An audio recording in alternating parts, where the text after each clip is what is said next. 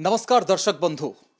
चिकित्सा विज्ञान भी एमिति चमत्कारिता देखई पारे 2 घंटा परे अचल हृदय को सचल करि पारे। आमे कोनोसी एमिति कहानी आपनकु सुनिया पई चाहुनु।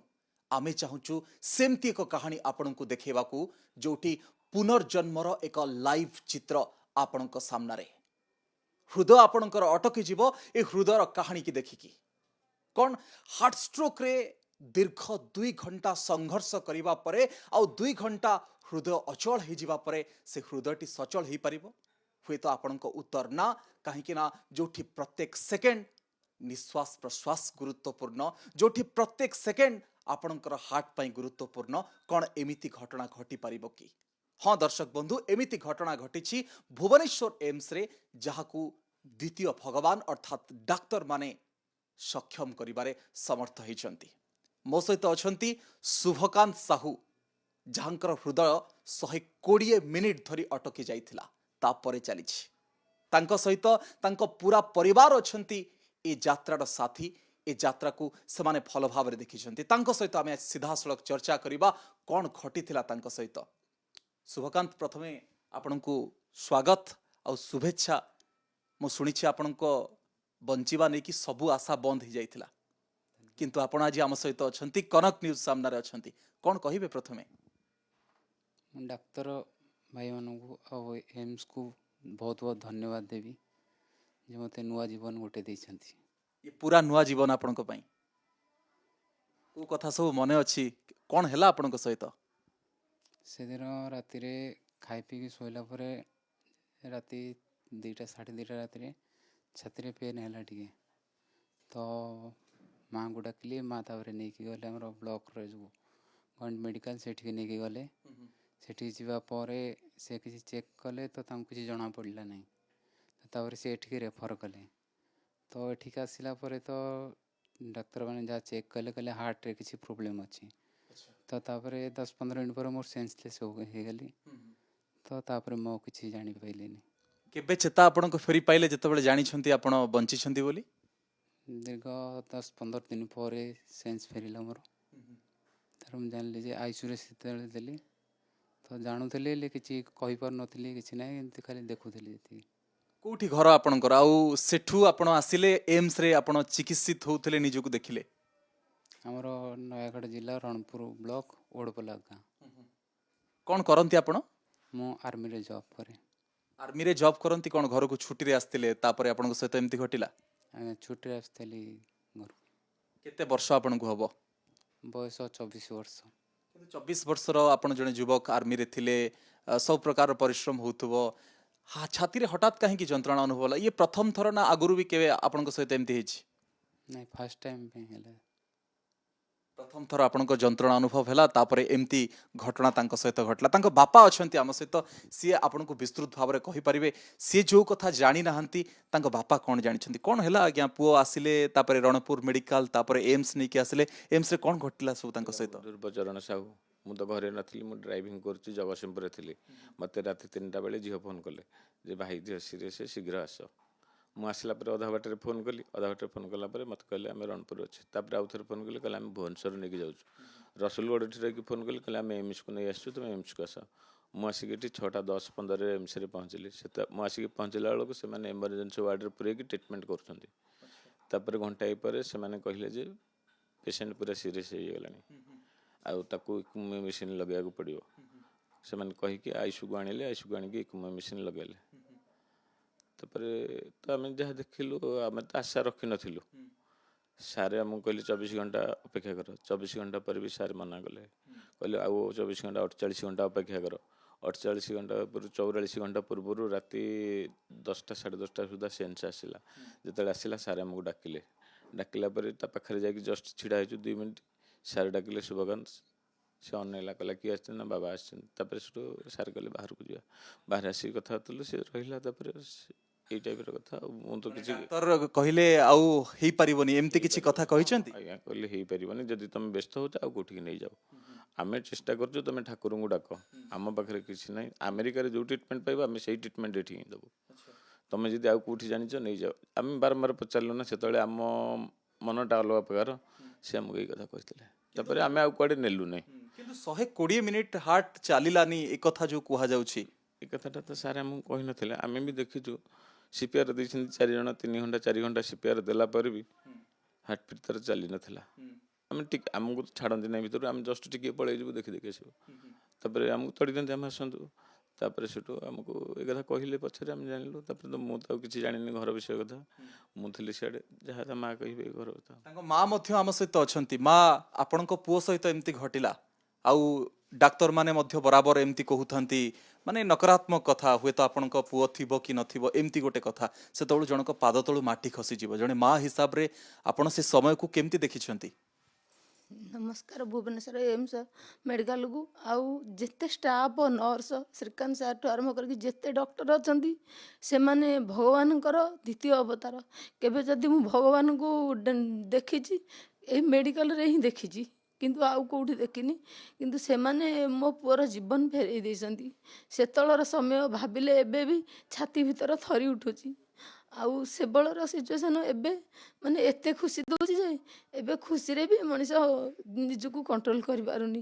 ଯେ ମୋ ପରିବାରକୁ ଏକା ମୋ ପୁଅକୁ ଜୀବନ ଦେଇନାହାନ୍ତି, ମୋ ପରିବାରକୁ ଜୀବନ ଦେଇଛନ୍ତି। ମୁଁ ଆଜି ଯଦି ବଞ୍ଚିଛି ମୋ ପୁଅ ପାଇଁ। ଯେବେ ମୋ ପୁଅ ନଥାନ୍ତା ମୁଁ ଗୋଟେ ମଲା ସମାନ ମୋ ଜୀବନ କଟେଇଥାନ୍ତି। ଯେହେତୁ ମୋ ପ୍ରଥମ ମା ଡାକ ତାରିଠୁ ଶୁଣିଥିଲି, ସିଏ ମୋ କଲିଜା, ମୋ ଜୀବନ ସିଏ। ଆପଣ ପୁରା ପାଖେ ପାଖେ ଥିଲେ ପୁଅ ସହିତ ଯେତେବେଳେ ଘଟଣା ଘଟିଲା ଆପଣଙ୍କ ଘରେ, ତାପରେ ଆପଣଙ୍କୁ ସେ ଡାକିଲେ, ତାପରେ ଏ ଏମ୍ସ ସହିତ ପାଖାପାଖି ଆପଣ ଥିଲେ ସବୁବେଳେ। ହଁ, ମୁଁ ତ ଆମେ ମା ଝିଅ ପୁଅ 3 ଜଣ ଘରେ ଥିଲୁ। ସେ 3ଟା ରାତିରେ 3ଟା ବାଜିବାକୁ 5 ମିନିଟ୍ 10 ମିନିଟ୍ ଅଛି, ସେ ଡାକିଲା ମାମା ମାମା। ଡାକିଲା ଯେତେବେଳେ ମୁଁ ସେଠୁ ରୁମ୍କୁ ତାର ଦେଖିଲି, ରୁମ୍ରେ ନାହିଁ।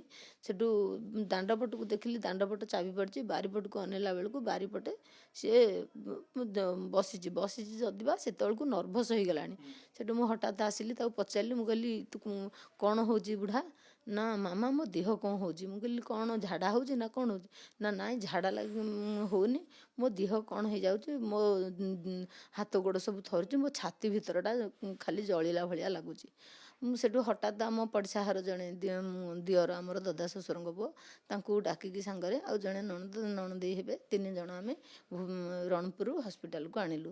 ରଣପୁରକୁ ହସ୍ପିଟାଲକୁ ଆଣିବା ପରେ ସେଠି ଏମିତି ଆମର ଏତେ ସୁବିଧା ନାହିଁ। ଡକ୍ଟର ନର୍ସ ଦିଦି ଜଣେ ଦେଖିଲେ, ଚେକଅପ୍ କଲା ପରେ ସେ କହିଲେ ଯେ ନାଇଁ ଆମେ ପାରିବୁନି, ତାଙ୍କୁ ତୁରନ୍ତ ଅନ୍ୟ ହସ୍ପିଟାଲ ନିଅନ୍ତୁ।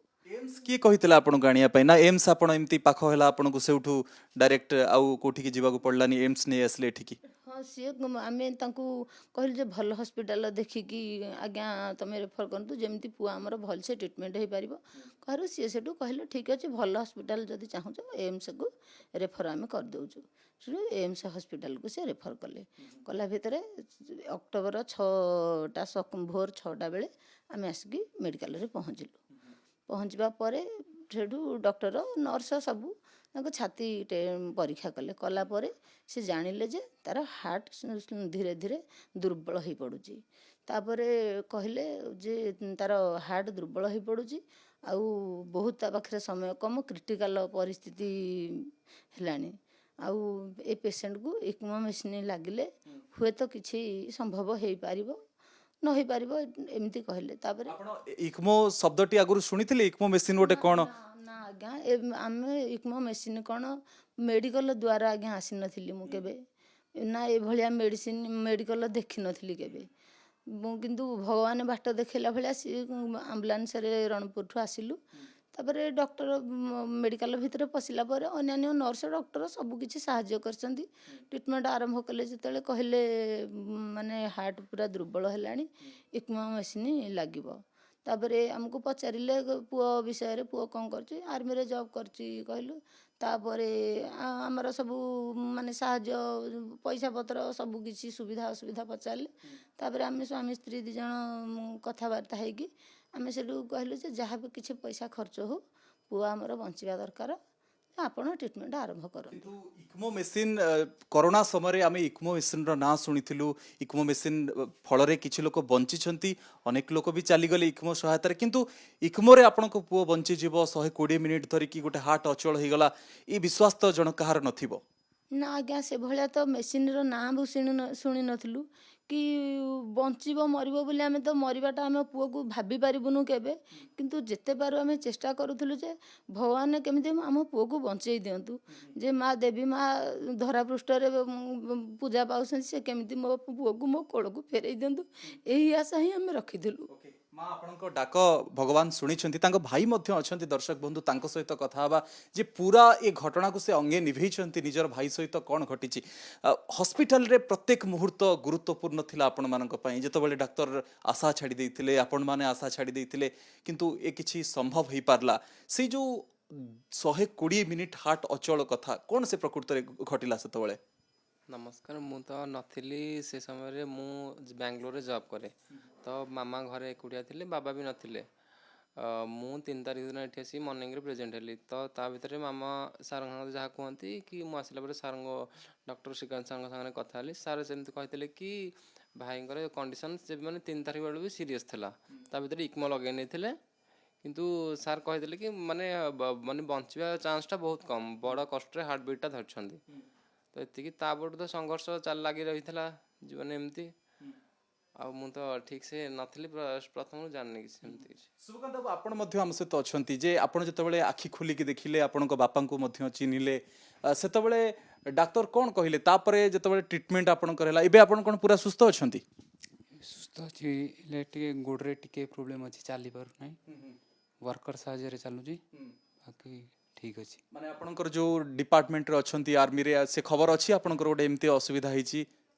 ହଁ, ଡିପାର୍ଟମେଣ୍ଟକୁ ଜଣାଇ ଯାଇଛି ଯେ ମୋ ଦେହ ଖରାପ ଅଛି ବୋଲି। କିନ୍ତୁ ଆପଣ ତାପରେ କେବେ ଅନୁଭବ କରିନାହାନ୍ତି ଯେ ଆପଣଙ୍କ ସହିତ ଯାହା ଘଟିଥିଲା ପୁଣି ଗୋଟେ ଅସୁବିଧାଟେ ଆପଣଙ୍କ ସହିତ ତିଆରି ହେବ, ଇକ୍ମୋ ଲଗାଯାଇଥିଲା, କିଛି ବି ଆପଣ ଦେଖିନାହାନ୍ତି? ନା, କିଛି ମୁଁ ଜାଣିନି। ଯେବେ ଯେବେ ଠିକ୍ ହେଲେ କେମିତି ନିଜ ଦେହକୁ ଦେଖିଛନ୍ତି? ଚାଲିପାରୁଥିଲେ ସେତେବେଳେ, ସବଳ ହେଇପାରିଲେ ଧୀରେ ଧୀରେ? କେତେ ସମୟ ଲାଗିଲା ଆ ଭିତରେ? ଯେତେବେଳେ ତ ସେନ୍ସଟା ହେଲା ସେତେବେଳେ କିଛି କରିହେଉନଥିଲା ବୋଲି, ଗୋଡ଼ ହାତ କିଛି ହଲେଇ ହେଉନଥିଲା। ତ ଏବେ 10-12 ଦିନ ହେଲା ଟିକେ ସୁସ୍ଥ ଲାଗୁଛି, ଟିକେ ୱାର୍କର ସାହାଯ୍ୟରେ 4-5 ଦିନ ହେଲା ଟିକେ ଚାଲୁଛି। ତାପରେ ଡାକ୍ତର ଯେତେବେଳେ ଆପଣ ଧୀରେ ଧୀରେ ସୁସ୍ଥ ହେଲେ, ଡାକ୍ତର ଆଉ ନର୍ସ ଯେଉଁମାନେ ଅଛନ୍ତି ସେମାନେ କ'ଣ କଥା ହେଉଥିଲେ ଆପଣଙ୍କ ବିଷୟରେ? କିଛି କାନରେ ବାଜିଛି? ଏମିତି ତ କିଛି ଜଣାପଡ଼େନି, କାରଣ ମେଡ଼ିସିନର ଟିକେ ପାୱାର ରହେ, ତ ଠିକ୍ସେ କିଛି ମନେ ରହେନି ଯାହା ଶୁଣିଲି। କିନ୍ତୁ ଆପଣ ଯେତେବେଳେ ଛାତିରେ ଯନ୍ତ୍ରଣା ଅନୁଭବ କରୁଥିଲେ, ବୋଉକୁ ସେତେବେଳେ ଡାକିଲେ, ତାପରେ ମେଡ଼ିକାଲ ରଣପୁର ଗଲେ, ସେତେବେଳେ ଆପଣଙ୍କ ମନ ଭିତରେ କ'ଣ ଡର ପଶୁଥିଲା ସବୁବେଳେ ଯେ କ'ଣ ହେଇଯିବ ମୋ ଦେହ, ଏମିତି ଏମିତି କିଛି ଅନୁଭବ କରୁଥିଲେ ସେତେବେଳେ? ଏମିତି କିଛି ଭାବିନଥିଲି କି କ'ଣ ହଠାତ୍ କେମିତି ହେଲା କ'ଣ, ଏମିତି କିଛି ମୁଁ ଭାବିନି କି ହଠାତ୍ କିଛି ହେଇଥିବ କି ପ୍ରୋବ୍ଲେମ୍ କିଛି ହେଇଥିବ। ସେ କ'ଣ ମାନେ କାହିଁକି ଏମିତି ହେଲା ଆପଣଙ୍କ ସହିତ ବୋଲି ଆପଣ ଭାବୁଛନ୍ତି? କିଛି ସେମିତି ଆପଣ ବହୁତ କଥା କିଛି ଭାବୁଥିଲେ, କିଛି ଟେନସନରେ ଥିଲେ? ବାପା ଅଛନ୍ତି ବିଶେଷ ଭାବରେ କହିପାରିବେ କ'ଣ ହେଲା ଆକ୍ଚୁଆଲି ତାଙ୍କ ସହିତ? ମୁଁ ତ କିଛି ଜାଣିନି, ମୁଁ ଘରେ ନଥିଲି, ମୁଁ କିଛି ଜାଣିନି। ମୁଁ ତ ପଛରେ ଆସିଲି ଯାହା। ମା କ'ଣ ହେଲା ତାଙ୍କ ସହିତ? ନା କିଛି ନାହିଁ, ଦିନ ଯାକ ସେ କାମ କଲା ଘରେ। ଆମର ଘର କାମ ହେଉଥିଲା, ପ୍ଲାଷ୍ଟର କାମ। ଘରେ ବାଲି ମସଲା ସାହାଯ୍ୟ କରୁଥିଲା ଲେବର ଆଉ ମିସ୍ତ୍ରୀଙ୍କି। ଘରେ ଖିଆପିଆ ଠିକ୍ ସେ କଲା, ଶୋଇଲା। ଆମେ ଗୋଟେ ରୁମ୍ରେ ମା ଝିଅ ଶୋଇଲୁ, ସିଏ ଗୋଟେ ରୁମ୍ରେ ଶୋଇଲା। ତାପରେ ତ ତାର ଯନ୍ତ୍ରଣା ଆରମ୍ଭ ହେଇଛି। ଯନ୍ତ୍ରଣା ଆରମ୍ଭ ହେବାର କିଛି ସମୟ ପରେ ସେ ମୋତେ ଡାକିଲା। ଡାକିଲା ବେଳକୁ ସେତେବେଳକୁ ସେ ବେହୋସ ଅବସ୍ଥାକୁ ଆସିଲାଣି, ଯେ ଗୋଡ଼ ହାତ ତାର ଧୀରେ ଧୀରେ କମଜୋରି ହେଲାଣି। ହଠାତ୍ କ'ଣ ହେଲା କ'ଣ ନାହିଁ ବୋଲି ମୁଁ ଆଉ ଭାବି ପାରିଲିନି।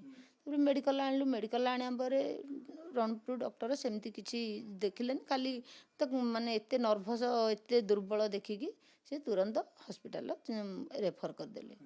ଏଠି ଆସିବା ପରେ ସବୁ କିଛି ଜାଣିଲୁ। ସିପିଆର କୋଉଠି ଦିଆଗଲା ପ୍ରକୃତରେ? ସିପିଆର ଦିଆହେଲା ଏଇ ଭୁବନେଶ୍ୱର ଏମ୍ସ ଏଠି ଆଇସିୟୁ ଭିତରେ ସିପିଆର ଦିଆହେଲା। ସିପିଆର ଦିଆଗଲା। ସିପିଆର ପ୍ରଚେଷ୍ଟା ସଫଳ ହେଇପାରିଲା ନାହିଁ। ଯେତେବେଳେ ଇକ୍ମୋର କଥା ଆସିଲା, ଇକ୍ମୋ କରୋନା ସମୟରେ ଚର୍ଚ୍ଚାକୁ ଆସିଥିଲା। ଓଡ଼ିଶା ଲୋକ ଇକ୍ମୋ ସହିତ ପରିଚିତ ହେଇଥିଲେ। ଅନେକ ଲୋକ ଜୀବନ ଚାଲିଗଲା ଏଥିରେ, ଆଉ କ୍ୱଚିତ ଲୋକ ଏଥିରେ ବଞ୍ଚିଲେ। କିନ୍ତୁ ସୌଭାଗ୍ୟ ହେଉଛି ଶୁଭକାନ୍ତଙ୍କର, ଯେ এই ଇକ୍ମୋ ଚିକିତ୍ସା ଦ୍ୱାରା ତାଙ୍କର ଜୀବନକୁ ଫେରି ପାଇଛନ୍ତି, ପୁନର୍ଜନ୍ମ ପାଇଛନ୍ତି। କିନ୍ତୁ ତାଙ୍କ ସହିତ ଯେଉଁ ଘଟଣା ଘଟିଲା, ଯେ ଆଇସିୟୁ ଭିତରେ କ'ଣ ଘଟିଲା, ଇକ୍ମୋରେ କ'ଣ ଘଟିଲା ତାଙ୍କ ସହିତ, ଆଉ କେମିତି ତାଙ୍କୁ ବଞ୍ଚିବାର ସକ୍ଷମ ହେଲେ ଡାକ୍ତରମାନେ, ଏ ଚର୍ଚ୍ଚା ଡାକ୍ତରଙ୍କ ସହିତ ନିହାତି ଭାବରେ କରିବା, ପଚାରିକି ବୁଝିବା ତାଙ୍କ ସହିତ କ'ଣ ହେଇଛି। ଦର୍ଶକ ବନ୍ଧୁ, 120 ମିନିଟ୍ ଅଚଳ ହେଇଯାଇଥିବା ଗୋଟେ ହାର୍ଟ ବା ହୃଦୟ केमिति सचल हैला आम सहित अछंती एम्स रो डॉक्टर श्रीकांत बेहरा तांको सहित कथा हबा। सर कनक न्यूज को स्वागत। सर शुभकांत को सहित कौन घटिला से हॉस्पिटल को आसीबा पर्यंत कथा जानिछंती किंतु तापरे तांको केमिति आपण चिकित्सा कले? से पिलाटी जिते आसिक आम पाखे पहुँचले अक्टोबर 1 तारिख सका अराउंड 7टा टाइम थिला जिते आसले मो पाखु खबर आसला जे आम जूनियर डाक्तर अच्छा कहले जे सर पिलाटे आसी कि सीवियर हार्ट फेल्योर अच्छी हार्ट काम करनी बीपी बहुत लो अच्छी जोटा आम मेडिकल भाषा कहूँ शॉक अच्छी बोली तो शॉक अच्छी बीपी बहुत लो अच्छी हार्ट काम करनी आउ से मैंने कहते कौन करा जाई परिबो नले से माने आमे जांगू जणैलु एमती हार्ट काम करनी से माने व्यस्त होचंती आ कहउछन नले किछि हे परिबो हम घर को पळेबू तापर मु कहले नहीं बापा की गाड़ी नछनी कथा करन बापा हाथ नथिले तो बापा हाथ आसे मु मते इमिडिएटली हाथ कथा कराओ तो बापा हाथ कथा कल मु देखनु तुम हार्ट जेमती कंडीशन ले अछि कोउटी नेले भी ट्रीटमेंट हे परिबोनी हार्ट सेते बेले पाखा पाखी 15-20% काम करूथला तो एते कम हार्ट रे जदि काम करूची आपण कोड जाई पहुंची परिबेनी आ ट्रीटमेंट जाकि रास्तार किसी असुविधा हो जाए तेणु आप रुहतु ये जहाँ बेस्ट ट्रीटमेंट हो पार जहाँ अवेलेबल अच्छी ट्रीटमेंट आपको बेस्ट ट्रीटमेंट ही मिल आपन या जहाँ भी जमी बहुत खराब हार्ट काम थे जमी एक्मो लगो कि जहाँ भी कार्डियोजेनिक शॉक हार्ट काम कर जहाँ भी चिकित्सा हो पार चेष्टा करूँ तापर कन्भिन्स होते रही आईसीयू एडमिशन कर चिकित्सा करने चेष्टा कलु आईसीयू इमरजेंसी रू आईसीयू आसिक एडमिशन हवा भितर आईसीयू को शिफ्ट हवा भितर पाखापाखि 9टा 9:30 भितर से आसिक आईसीयू पहुँचले से बेलू आईसीयू एडमिशन हो हो तार हार्ट संपूर्ण भाव में बंद होगा आम जहाँ मेडिकल भाषा कहते कार्डियाक अरेस्ट बोली तार कार्डियाक अरेस्ट होगा इमिडिएटली जेकोसी कार्डियाक अरेस्ट आम सीपीआर करूँ तो इमिडिएटली आपको सीपीआर स्टार्ट कराला सीपीआर कौन कर आम चेस्ट को मानुआली कंप्रेस करके छाती को दबेकी हार्ट को चलैया चेष्टा करूँ आम सेटा स्टार्ट कलु किंतु 40 मिनिट धरी दीर्घ 40 मिनिट धरी तार हार्ट को कंप्रेस कर छाती को दबेकी हार्ट को चलैया चेष्टा करले हार्ट कौन प्रकार चलवा आरंभ कला ना से पिलाटे से हार्ट सेमती कार्डियाक स्टांड एसिस्टोल जोटा कहते कार्डियाक एक्टिविटी किसी आसलानी आम पाखे आउ से किसी ऑप्शन नाला फैमिली सहित डिस्कस कलु जे कौन कर आम पाखे कि गोटे ऑप्शन अच्छी जेहेतु मुझे जड़े एक्मो ट्रेंड फिजिशियन जे आम पाखे एक्मो मेसीन भी अच्छी तो आम कहलु जे गोटे ऑप्शन आम पाखे अच्छी जे जदि आप राजी हेबे जे आम एक्मो लगे ट्राए करिपरिबा। कोरोना बेले आम इक्मोर ना शुणिथिलु किंतु इक्मो मेसीन फांका थिला जड़े विरोधी दल नेतांकर चिकित्सा करा जायथिला इक्मोरे देखो एक्मो मेसीन खाली रहिले तो हेनी तो एक्मो चलैवाई एक्मो मेसीन लगेवाई एक्सपर्ट डाक्तर दरकार अच्छी खाली देखो एक्मो लगेवाटा गोटे टीम वर्क जड़े डाक्तर चाहिए भी एक्मो लगे पारबनी गोटे टीम ऑफ डाक्तर दरकार जड़े एक्सपर्ट दरकार किंतु आमको टीम ऑफ डाक्तर दरकार नर्सिंग स्टाफ दरकार पारामेडिकल स्टाफ दरकार लॉजिस्टिक सपोर्ट दरकार ये सब जिन अच्छी जदि आम कह कस्ट कथा भी कहवा आम जो कॉर्पोरेट हॉस्पिटल बाहर प्राइवेट हॉस्पिटल एक्मो लगाउछन्ती एक्मो बहुत व्ययबहुल अच्छी आप देखिए क्राउड फंडिंग करते लोक मैंने एक्मो लगेवाई कारण एक्मोर जो इनिशिएशन चार्जेस प्रथम डे जो इनिशिएशन चार्जेसटा खाली एक्मो लगेबार चार्जेसटा पाखापाखि 6 ରୁ 8 लाख टंका आसे तापर मॉनिटरिंग चार्जेस पाखापाखि 3 को लाख टंका आसे से जो अफोर्डेबिलिटी गोटे इश्यू अच्छी किंतु आम पाखे से सब इश्यू नाला जे आम पाखे ना डाक्तर चार्जेस ना आईसीयू चार्जेस ना वेंटिलेटर चार्जेस ना मेसीन चार्जेस ना तो आम बेसिक चार्ज नौ जोटा कि गोटे जिनसर कंज्यूमेबल जोटा आम कहूँ से जो जिनसा लगे जो पार्टा से पार्ट्रे यूज चार्ज खाली आम नौ से आम लोक आम पाखे जहाँ अच्छे सब जिन फ्री मिल तेणु सी जो कथा कहले आप एक्मो मेसीन खाली थिला तो एक्मो मेसीन आमर आम पाखे 2टा एक्मो मेसीन अच्छी तो आम पाखे एवं गोटे आम एक्मो मेसीन गोटे पेसेंट यूज हो तो फांका थे आम यूज कर किंतु सर जो 120 मिनिट अचल है हार्ट तापर आप इक्मोरे ट्राए कले आप भाई रेस्पॉन्स करिवो हार्ट आपन को देखो आम जो जेको पेसेंट कथा भावतु जो आम हस्पिटाल भर्ती कर आईसीयू भर्ती करें या आशा करके भावुंट चिकित्सा कर पिलाटी भल हो लोकटी भल हो किए भल हम न हम से आम हाथ ना सेटा भगवान हाथ में अच्छी किए ठीक हम किए कौन कह कौन मृत्यु हम क्या कौन जन्म हम सेटा आम हाथ नहीं बट आम हाथ में यहाँ अच्छे जे आम आमर चेष्टा करें आम जोटा कहते best up to my knowledge and belief मुझे जानी मोर जी नॉलेज अच्छी मुझे शिखी जी पढ़ी जी मोर एक्सपीरियंस अच्छी सेटा को मु व्यवहार करें जन को रोग भल करने तो सेही हिसाब रे मते जहाँ लागिला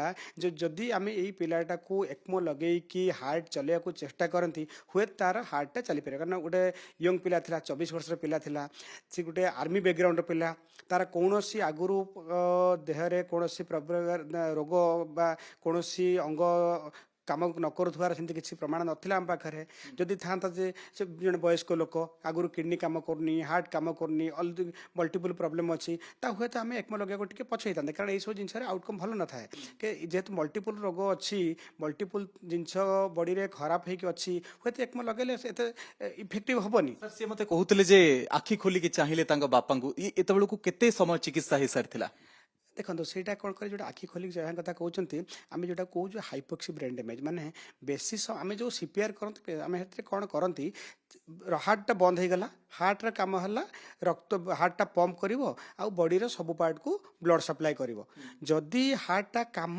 କରୁନି ତାହେଲେ ବଡ଼ିରୁ ବ୍ଲଡ଼ ସପ୍ଲାଏ ହେଇପାରିବନି ଦୁଇଟା ମେଜର organ मेजर अंग जोटा बॉडी रो जेटा गोटे ब्रेन आ गोटे हार्ट जदि हार्ट से निजे ब्लड पंप कर हार्ट को तो चलिए रक्त दरकार ब्लड सप्लाई दरकार जदि ब्रेन को हार्ट को ब्लड सप्लाई ठीक रे हेलानी से दुटा अंग जदि आम डैमेज हो आम किसी करें आम कहते ब्रेन काम कर आम कहते ब्रेन डेड शुणी जो अर्गान डोनेशन कर दूसरी ब्रेन डेड हो गले कि हार्ट काम कर डेथ हो गला सब प्रश्न खाली आपनको रहिबो ये गोटे विरलरू विरलतम घटना कि गोटे अदृश्य हाथ थिला जोथि पई द्वितीय भगवान से लोकटी को बंचाई देले नहीं आम तो द्वितीय भगवान बोली कहबारी भगवान ही पिलाटे बंचाई देले आम खाली आमर कर्तव्य कले आमको जहाँ जना अच्छी आम जी विद्या जानी कि एक्सपीरियंस अच्छी कि जहाँ पाठ पढ़ीचु सेटा को आम खाली प्रयोग करूँ बंचाई जड़े लोक अच्छा से होचन भगवान एवं शेष में कौन कहना चाहिए यही जो घटना सामना को आसो मैंने हार्ट स्ट्रोक सहित जुझुंट यहाँ कहि आपण मैंने माध्यम समस्त को अनुरोध करी अवेयरनेस करने कहि जदि आम पाखे टेक्नोलोजीटा अवेलेबल अच्छी जदि एक्सपर्टीज अच्छी निहाती मु लोक मान कहि यार व्यवहार करंतु अनेक अनेक धन्यवाद डॉक्टर आम सहित एम्स रो डॉक्टर थिले जे शुभकांत को बंचैछंती जहांकर टीम शुभकांत को गोटे नुआ जीवन देइछंती गोटे पुनर्जन्म देइछंती इक्मो मेसिन सहायता रे तार जीवन बंचिछि जोटी आशार सबु किरणटी बंद हो जाइथिला नुआ आशा उद्दीपना नहीं कि इक्मो मेसिन आनिथिला शुभकांत क्षेत्र में आज शुभकांत को आज समस्ते आखि सामने देखुछंती आपण माने आउ तांको पूरा परिवार।